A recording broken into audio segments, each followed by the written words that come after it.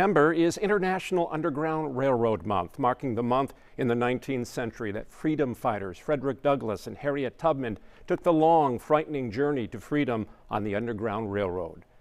Schmidt shares how Wisconsin's response to slavery set it apart and helped pave the way towards societal change.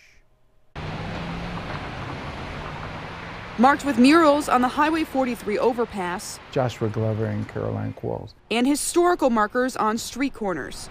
Wisconsin helped dozens, if not hundreds of people find freedom through the Underground Railroad. Horseback, wagons, nighttime. That history is largely unknown by the people who live here. They don't know. They don't know. But as founder of the Wisconsin Black Historical Society, Claiborne Benson makes it his business to know. Wisconsin's always had that rebellious spirit, that spirit of I'm going to do what I want to do. This state has 9 National Park Service Network to Freedom sites or programs. Each one commemorates the people who risked it all for a chance to be free. Wisconsin has a very rich history in the abolitionist movement and in the Underground Railroad. And it's really important to us to help connect travelers to those places and those resources where they can learn about Wisconsin's stories. Ann Sayers is Wisconsin's Tourism Secretary designee. She says the sites provide not only a place for tourists to visit, but the people who live here. The historical markers are an incredible resource because you could just be walking down the street and not realize what history transpired in that moment. Maybe you've seen this one in Milwaukee's Cathedral Square. It tells the story of Joshua Glover. After escaping from St. Louis in 1852, he heads to Wisconsin.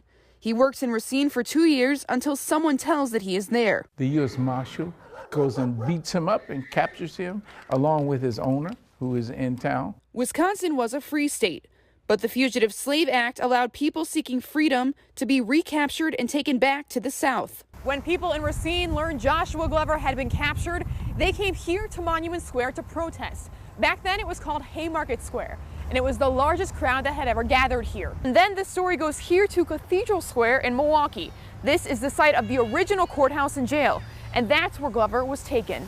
And a mob of 500 people gathered at that location to break him out of jail. This story bringing national attention to Wisconsin as it challenged the federal government. Wisconsin's the only state in the Union to defy the fugitive slave law. But Joshua Glover wasn't the first documented freedom seeker to travel through Wisconsin.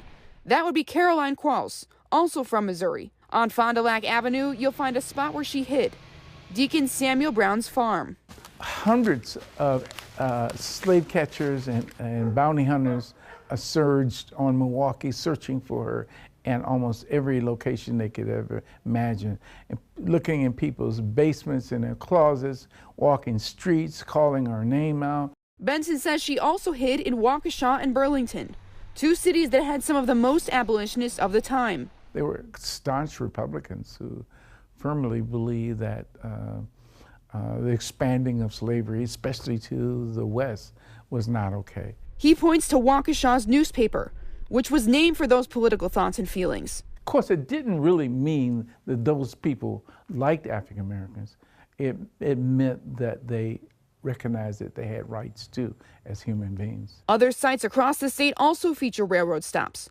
The First Presbyterian Church in Racine contains a crawl space where people may have hidden. And at Milton House in Milton, you can walk through an underground tunnel to a secret room. Prominent abolitionist Sojourner Truth actually stayed at the Milton House in the early 1860s, and the building was declared a National Historic Landmark in 1998. Harriet Tubman, one of the most successful conductors, even came through Milwaukee.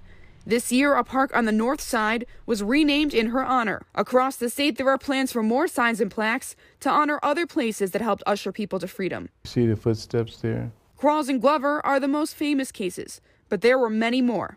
Got boats out of Racine, some made their way out of Milwaukee. The exact details are scarce, but Benson estimates 500 to 600 people made their way up through Wisconsin's 2 routes to Canada. Some even went out Sheboygan, but then Green Bay is a very popular one. Because in a divided nation, Wisconsin stood firm against slavery. So when you visit these cities, recognize the roots they hold. Folks don't know it because maybe they don't think it's important, but it is very important. As you remember the rebellious spirit of the 19th century, that in some ways still exists today.